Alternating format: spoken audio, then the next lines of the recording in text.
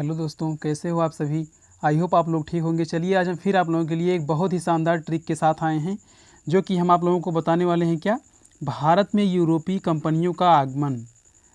यूरोपीय कंपनियां भारत में कैसे आई और कैसे इसका आगमन हुआ और कैसे कंपनियां स्थापित हुई, ये सारी चीज़ें हम आपको बताने वाले हैं। वो भी एकदम ट्रिक के माध्यम से, कितनी कंपनियां आई, कौन सी ईस्वी में आई, ये सारी चीज़ें हम आपको बताएंगे। ठीक है दोस्तों, चलिए हम इस वीडियो को शुरू करते हैं और आप लोग ध्यान से पढ़िएगा या फिर रफ पेन लेकर बैठ जाइए और नोट करते रहिए। ठीक, अगर आप लोग ग्रुप में हैं तो इसका PDF आपको मिल जाएगा, या फिर आप पर्सनली मेरे पास मैसेज करके PDF ले सकते हो। ठीक, चलिए हम बताते हैं आप लोगों को। सबसे पहले ट्रिक जो बनाई गई है, ट्रिक आप लोग ध्यान से पढ़ लीजिए। ट्रिक क्या है, पुत्र अड़ा डैड फंसा। इस ट्रिक को आप लोग समझ लीजिए, पुत्र अड़ा डैड फंसा। जैसे बेटे ने कहीं मारपीट कर ली और उसके पिताजी फंस गए, इसका कहने का अर्थ यही निकल रहा है, पुत्र अड़ा डैड फंसा। गलती कोई और करे, फंसे कोई और। ठीक, चलिए हम बता रहे हैं पुत्र। पुत्र का अगर हम फुल फॉर्म निकालेंगे तो क्या निकलेगा, पुर्तगाल। पुर्तगाल, पुर्तगाल यूरोपीय कंपनी है जो कि यहाँ आई थी। ठीक, पुर्तगाल कौन सी ईस्वी में आई थी, 1498 में। यहाँ पर आप लोग देख रहे होंगे 1498 ईस्वी में आई थी। ठीक, चलिए हम थोड़ा आगे देखते हैं। पुत्र अड़ा, अर्थ से क्या हो जाएगा, अंग्रेज। अंग्रेज लोग जब आए थे तो वो किस सन में आए थे, 1600 ईस्वी में वो लोग आए थे। पुत्र अड़ा, अब डा का देख लेंगे, डा से क्या हो जाएगा, डच। डच कंपनी जो थी वो आई थी 1602 ईस्वी में। थोड़ा ध्यान से पढ़िएगा आप लोग, कहीं मिस्टेक ना हो जाए। ठीक, डच कंपनी कब आई थी, 1602 ईस्वी में। और पुत्र अड़ा डैड, डैड से क्या हो जाएगा, डैनिश। डैनिश जो कंपनी थी वो आई थी 1616 ईस्वी में। ठीक है दोस्तों, ठीक, डैड जो आई थी वो है 1616 ईस्वी में। फंसा, अब फंसा का फुल फॉर्म हम आप लोगों को निकाल कर दिखा रहे हैं। फंसा, फा से हो जाएगा फ्रांसीसी। जो फ्रांसीसी लोग थे वो भी आए थे अपनी कंपनियों को लेकर, यूरोपीय कंपनी ये भी है। फ्रांसीसी जो आई थी वो किस ईस्वी में आई थी, 1664 ईस्वी में। किस ईस्वी में, 1664 ईस्वी में फ्रांसीसी कंपनी आई थी। ठीक है, फंसा, सा का फुल फॉर्म क्या हो जाएगा, स्वीडिश। स्वीडिश कंपनी जो आई थी वो है 1731 ईस्वी में आई थी। किस ईस्वी में आई थी, 1731 ईस्वी में। ठीक, अगर ये ट्रिक आप लोगों को अच्छी लग रही हो तो इसे आप लोग अच्छे से पढ़ लीजिए और इस वीडियो को लाइक एंड शेयर ज़्यादा से ज़्यादा करने की कोशिश कीजिए।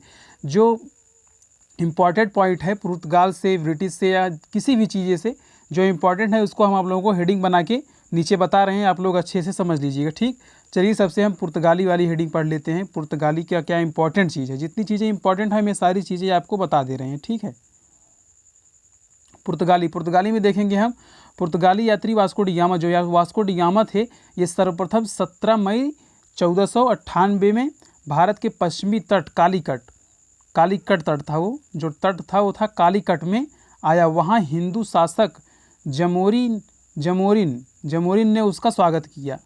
किसका, पुर्तगाली का। किसका स्वागत किया था, पुर्तगाली का। किस तट पर आए थे, कालीकट।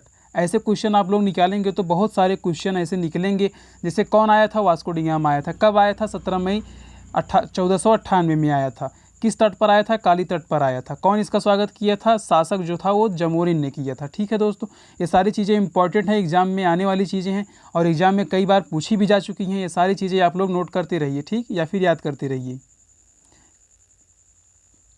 चलिए दूसरा पॉइंट देख लेते हैं। भारत में प्रथम पुर्तगाली फैक्ट्री की स्थापना आया तो था वो 1498 में ईस्वी में, लेकिन पुर्तगाली फैक्ट्री की जो स्थापना हुई थी वो हुई थी किस ईस्वी में, 1503 में। 1503 में किस जगह पर की गई थी, कोचीन में की गई थी। किस जगह पर, कोचीन में की गई थी। ठीक है दोस्तों, चलिए अब थोड़ा और आगे देख लेते हैं। अगला पॉइंट क्या है हमारा, अगला पॉइंट है 1505 में फ्रांसिस्को द अल्मेडा भारत में प्रथम पुर्तगाली वायसराय बनकर आया। वो तो आया ही था वास्को डी गामा, ऊपर आप लोग देखिए जब हमने आपको समझाया। लेकिन 1505 में फ्रांसिस्को द अल्मेडा भारत में प्रथम पुर्तगाली वायसराय बन के आया था। वायसराय हम आपको अलग वीडियो में फेस टू फेस पढ़ाएंगे, जिसमें आप लोगों को राष्ट्रपति, वायसराय, ये सब क्या होते हैं सारी चीज़ें बताया जाएगा। अभी आप लोग ऐसे नॉर्मली समझ लीजिए। वायसराय बनकर आया, 1509 ईस्वी तक रहा था। कितने साल रहा था ये, ओनली 4 साल। कितने साल रहा था, 4 साल ये रहा था भारत में। ठीक है, चलिए अगला पॉइंट देखते हैं। अगला पॉइंट क्या है, अगला पॉइंट है 1509 ईस्वी में अल्फा सौदा अल्लू कर्क भारत का वायसराय बना। इसे भारत में पुर्तगाली शक्ति का वास्तविक संस्थापक माना जाता है।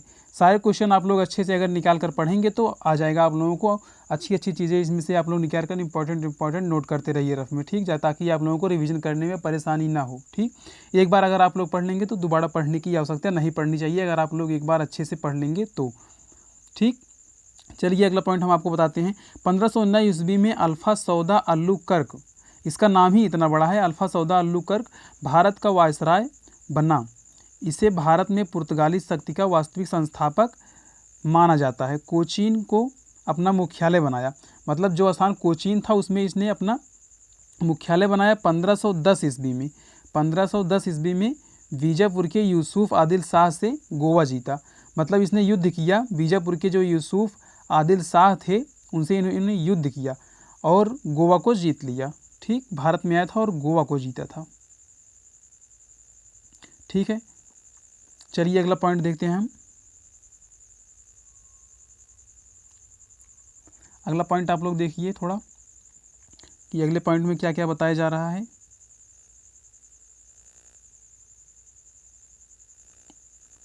कहाँ गया, ये रहा अगला पॉइंट।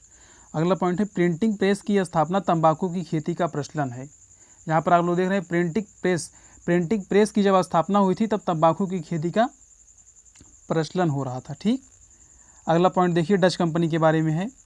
अगला पॉइंट जो है हमारा वो किसके बारे में है, डच कंपनी के बारे में। पुर्तगालियों के पश्चात डच भारत आए। पुर्तगाली लोग आए और यहीं पर कुछ लोग रह गए, कुछ लोग चले भी गए, लेकिन पुर्तगालियों के बाद कौन आया, ये क्वेश्चन यहाँ पर पूछा जा सकता है, बहुत ही इंपॉर्टेंट है कि पुर्तगाली कंपनियों के बाद कौन सी कंपनी आई थी। डच कंपनी आई थी। कौन सी कंपनी, डच कंपनी आई थी। डच कंपनी के बारे में हम अगर आपको बताएंगे तो पुर्तगालियों के पश्चात डच भारत आए। यह नीदरलैंड या हॉलैंड के निवासी थे, नीदरलैंड या हॉलैंड के निवासी थे। चलिए अगला पॉइंट हम देखते हैं। 1596 ईस्वी में कार्नेलियस दी हाउटमैन भारत आने वाला प्रथम डच नागरिक था। इसका नाम इतना बड़ा है, आप लोग देख लीजिएगा हाउटमैन तक। कॉर्नेलियस दी हाउटमैन भारत आने वाला प्रथम डच नागरिक है। यहाँ से आप लोगों का क्वेश्चन बन सकता है कि भारत आने वाला प्रथम डच नागरिक कौन था, तो क्या आप लोग आंसर देंगे कॉर्नेलियस दी हाउटमैन। किस ईस्वी में आया था, 1596 ईस्वी में।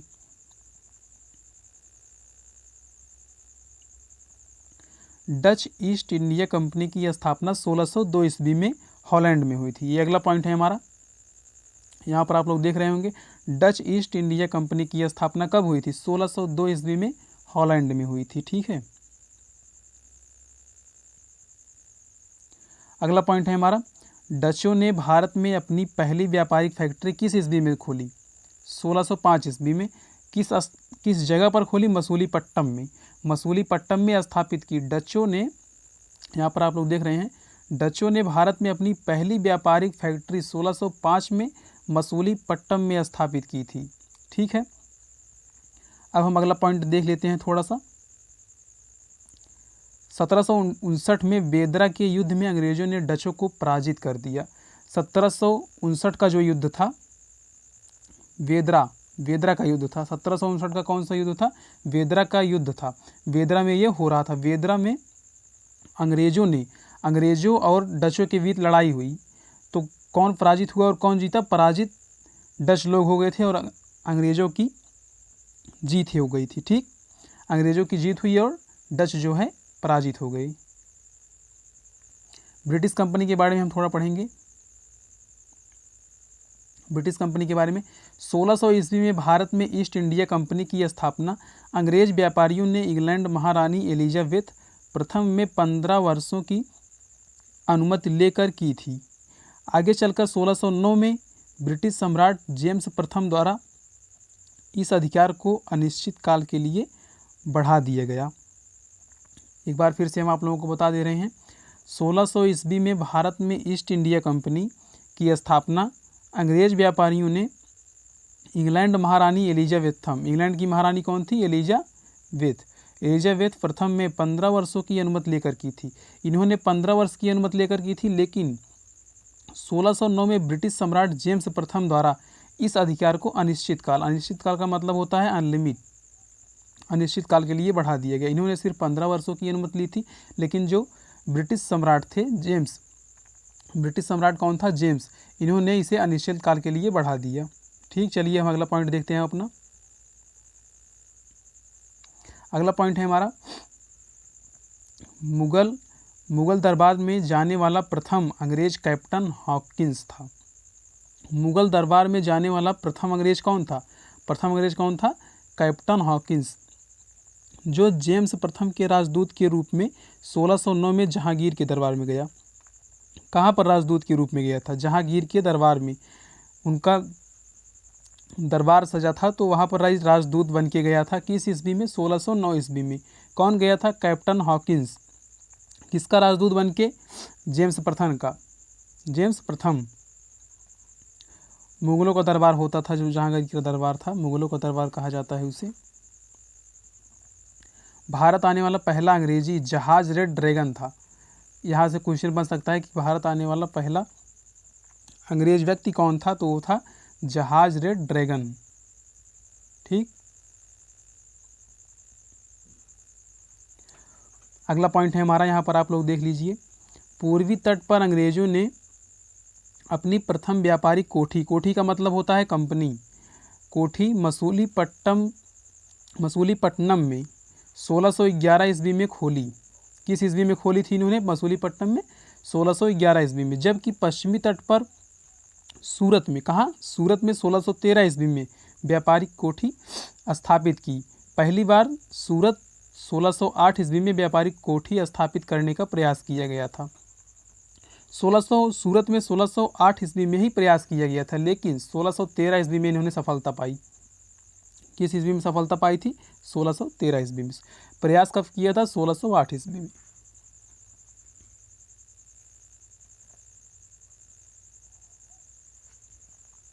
फ्रांसीसी कंपनी के बारे में थोड़ा हम आप लोगों को बताते हैं।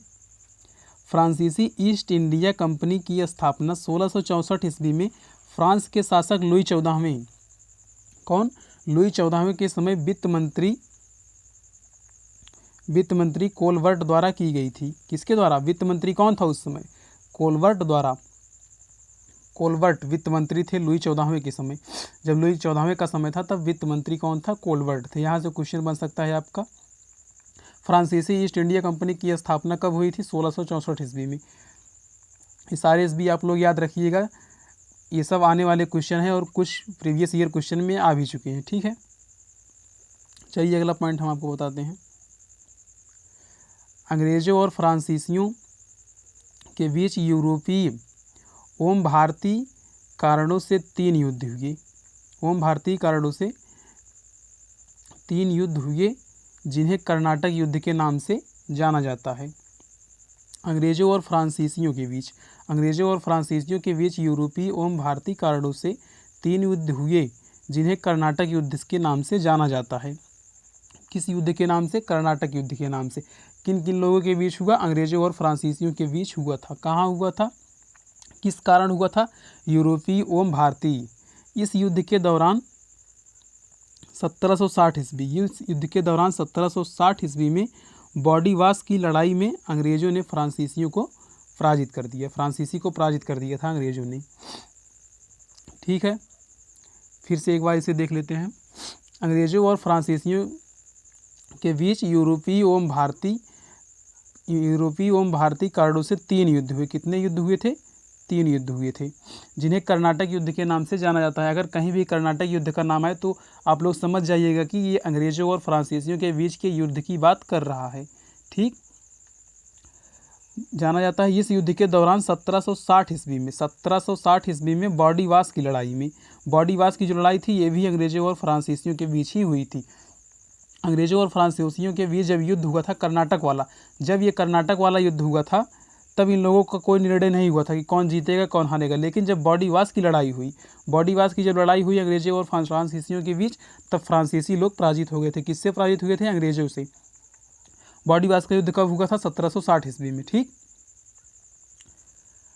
अगर आप लोगों को ये ट्रिक अच्छी लगी हो तो आप लोग क्रिएटिव स्टडी यूट्यूब चैनल को सब्सक्राइब कर सकते हैं और ज़्यादा से ज़्यादा इसे शेयर करने की कोशिश कीजिए। ठीक, जिससे कि और लोगों के भी हेल्प हो सके और आप लोग इसका नोट्स बनाते चलिए। ठीक, क्रिएटिव स्टडी यूट्यूब चैनल को आप लोग सब्सक्राइब ज़रूर करें, ठीक। और जहाँ ना समझ में आया हो वहाँ पर आप लोग कमेंट कर सकते हो, ठीक है। आप लोग देख लीजिए, यहाँ पर हर एक पॉइंट आपको एक एक करके बताया गया है यहाँ पे, ठीक है। आप लोग अगर पढ़ेंगे अच्छे से तो दोबारा आप लोगों को पढ़ने की ज़रूरत नहीं पड़ेगी, ठीक। चलिए एक बार हम इसे ट्रिक आप लोगों को फिर से समझा देते हैं, ट्रिक कौन सी है। ये तो पॉइंट हमने बनाए थे एक एक करके, एक बार हम आप लोगों को बताते हैं कि ट्रिक क्या है। ये देखिए हमारी ट्रिक आ गई फिर से। ट्रिक किस चीज़ की है? भारत में यूरोपीय कंपनियों का आगमन। पुत्र अड़ा डैड फंसा, पुत्र अड़ा डैड फंसा। पुत्र का मतलब होता है पुर्तगाल, किस ईस्वी में आए थे? 1498 ईस्वी में। आ का मतलब होता है अंग्रेज, किस ईस्वी में आए थे? 1600 ईस्वी में। डा का मतलब होता है डच, किस ईस्वी में आए थे? 1602 ईस्वी में। डैड का मतलब होता है डैनिश, किस ईस्वी में आए थे? 1616 ईस्वी में। फा का मतलब होता है फ्रांसीसी, किस ईस्वी में आए थे? 1664 ईस्वी में। सा का मतलब होता है स्वीडिश, किस ईस्वी में? 1631 ईस्वी में, ठीक। चलिए हम आपको अगले वीडियो में मिलेंगे एक बहुत ही शानदार ट्रिक के साथ।